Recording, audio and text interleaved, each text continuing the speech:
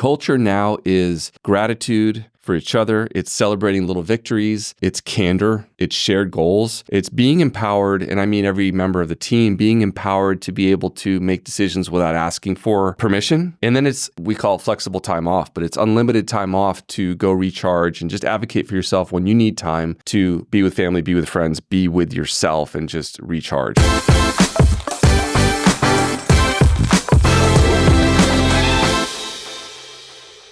Hey, thank you for joining. I am excited to talk about culture, which is such a loaded word. It's a big word. Everyone has different interpretations. It's kind of like that word brand. Everyone thinks of it a little differently, but I want to share some of my learnings, some things that I feel like we're finally doing well, and hopefully help you level up your work environment. If you're leading teams, if you're leading a company, if you are leading even smaller teams, particularly if they're remote, I just see some things that we can all be doing better that hopefully will help you level up. So I've got about 4 things to talk about. But first, let's start with just like the definition of culture. And so this is straight from the internet. Corporate culture is the shared values, beliefs, and behaviors of a company's employees that are expressed through their social interactions and work environment. It is important because it helps shape the company's identity, create a positive work environment, and drive employee engagement and productivity. I've lived this roller coaster as the owner of door number 3. I've made mistakes, I've corrected, I've invested in new ways, and I've found some paths that have been just really, really positive that I want to share and hopefully give you some takeaways, because a better culture is psychological safety for people. It really is. It's mainly that more than anything, but it's higher retention rates, it's better work, it's happier team, it's happier clients. So there's so many reasons why this investment is critical. Not just you think of happy employees. Yes, that's really it, but that translates to the bottom line. It translates to client retention. It translates to everything. Culture, the better part of my career, and I've been in advertising for too long to say, but ping pong tables, happy hours, kegerators in the office, dogs in the office, heading to go bowl after work, drunken happy hours, office pranks. That was culture to me. Having worked in agencies from Dallas to Los Angeles to Detroit to Austin, culture now is gratitude for each other. It's celebrating little victories. It's candor. It's shared goals. It's being empowered, and I mean every member of the team, being empowered to be able to make decisions without asking for permission. And then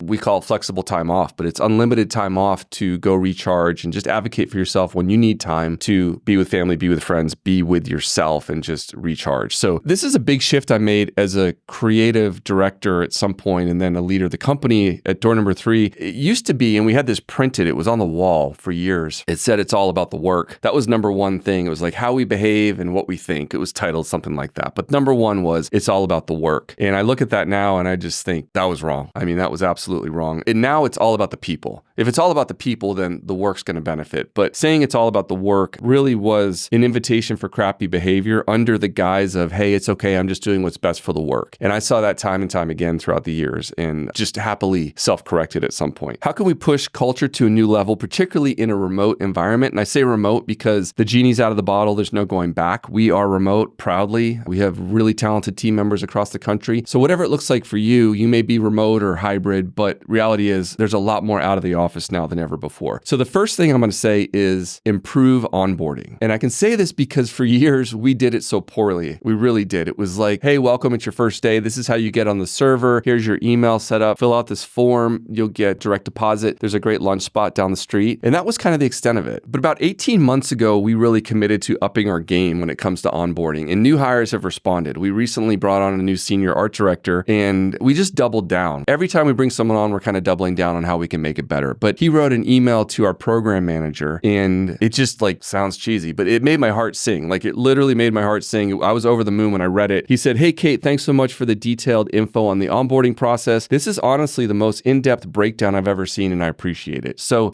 that's fantastic because it's a lot of hard work. It's a lot of grunt work to get there. But companies with a strong onboarding process improve new hire retention by 82% and productivity by over 70%. Huge stats. It's worth leaning in. I can attest it's a lot of hard work. It's not necessarily a lot of fun to build out the onboarding process and do all the grunt work that's involved, but I can attest it's worth it. And Jonathan Baker, who is an advertising agency, creative services agency consultant, said it best. He said, if you aren't fighting through the stuff you hate in order to make the firm better, you aren't leading well. So take that. Number 2, celebrate the wins. One of my greatest weaknesses until recently was slowing down and just celebrating the victories. And I think I had this feeling that we are a work in progress. Our work is never done. We're on this journey. We're not going to reach a destination. So why celebrate? We're not there yet. And I always kind of felt like stopping to celebrate the team, and it might dampen our momentum and our hunger for improving and getting better, which is just silly. I mean, I can look back on it now and just say that's ridiculous, but I did for a long time think it would take our eye off the ball because we're never accomplished, right? We're never finished. If that's the drive within you, you want to keep going. So you're not going to just stop and say, I did it. Sad, sad, sad way to look at it. And I'm hopefully a little bit more mature now to realize that actually stopping to celebrate is really motivating and you should do it and you deserve to do it. There's an agency called Mullen Lowe, which is a great agency, been around for a long time. And their credo is stay positively dissatisfied. Interesting way to look at it. But I would say if this is part of who you are, and in fact for us, celebrate the wins is written as a core value at door number 3. And so you put it in the handbook, you put it on the wall, and that's one thing, but then how do you activate it? How do you ritualize it? And so I really believe ritualizing core values. In this one, for us in particular, popped it off the page, made it something we live. And it doesn't have to be big. It doesn't have to be some huge thing. I'll give you a few examples. We start our Monday morning, we call it Jobs and Joe. So clever. I know. We're an ad agency. We have to have alliteration with every meeting name. But Jobs and Joe starts Monday morning. It's all agency, all hands. And we start with wins. Big, little, could be your win, could be a family member's win or a coworker's. It is personal or professional. It doesn't matter. Big or small, but sometimes they're funny. Sometimes they're super heartfelt. And sometimes they're really motivating for the people you work with. But I think stopping to just look back on the week past and say, what worked? What should we celebrate? We also have our holiday party here in Austin, Texas. Everyone has flown in. I'm super excited about that. We're all here breathing the same air. And we're having the event at a place called Little Victories. Little Victories thematically is what we're celebrating. So everyone is encouraged to bring one small little memento, one small little thing in their pocket to share. We have a facilitator guiding us through a conversation, but we're going to celebrate little victories. So I would encourage you to check out the work of Ezra Bookman. Ezra Bookman is the founder of Ritualist. He helps companies like Door Number 3 create a stronger sense of community and infuse their values into the everyday fabric of the organization. So we brought him in as a facilitator to help us identify core values and then say, how do we activate these in a meaningful way where they're visible, they're not hidden on a shelf somewhere. The third thing is prioritize mental health. And I realize this is a whole conversation on itself, but I do feel the pull to be more aware of this than ever before, especially in a remote world. We don't get to breathe the same air very often. We are on Zoom. We can't read the room the way we used to when we were in the office. One of the trade-offs of the remote model, and I totally recognize that, but the way you overcome that, I believe, is to pay particular attention to how we can improve awareness around mental health and give people the space and the freedom to advocate for themselves. And that's the biggest thing is, I think, letting team members, empowering them to advocate for themselves. Creatives particularly, and we have a lot of creatives in our business and our industry, the creative mind is a gift. But if you want energy out of creatives, you need to encourage the midday run. You need to encourage people to just stop at 2 o'clock and have 30 minutes of silence and stare out the window and just say that's okay. You know, you can do that and you should do that because we need to manage our time and manage our energy. So creating an environment that allows people to flourish, I think it's a lot of trust. It's a ton of trust, but I would say creating space for these little moments of mental health healing and awareness is critical. I don't think it's talked about enough. I think we could talk about it more as a company, and we will. One thing that I did on Jobs and Joe on our status meeting during Mental Health Month was just put everyone in pairs for the week. Noah, you're calling Kate. Kate, you're calling Zach. However, it worked, but everyone was encouraged to pick up the phone, not Slack, not DM, not ping, not email, not text, but actually pick up the phone and say, how are you doing? How can I support you this week, professionally or personally? And I don't know what came out of all those conversations because that was between them, but I will say some of the feedback I got was just really positive and heartfelt. Some of the conversations that spawned that never would have happened if we had not just stopped and said, hey, let's watch out for each other this week. So elevate mental health, create space for it. Number 4, maximize your time together. And this is huge, especially in the remote world. Whether you're leading a company or a small team as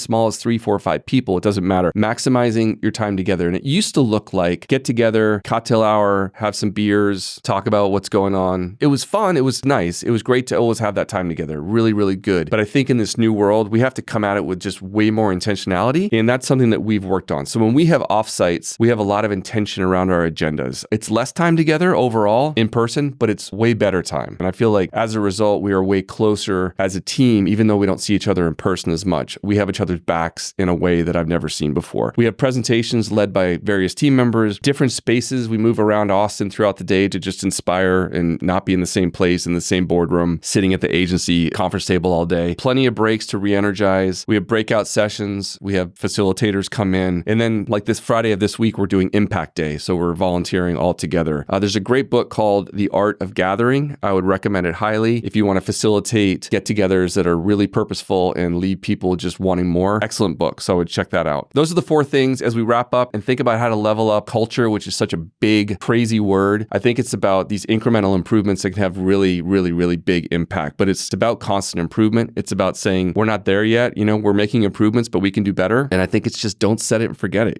We're always learning. It's fluid. But if there's a commitment to it, I think you'll start to see a lot of results. So hopefully what I'm sharing with you is just honest. It's where I've been through learning and doing things wrong for many, many years, and not getting it right. But you start to find some things that work for your organization, for your culture, for your values, and it can be really powerful. Good luck and let me know how it goes.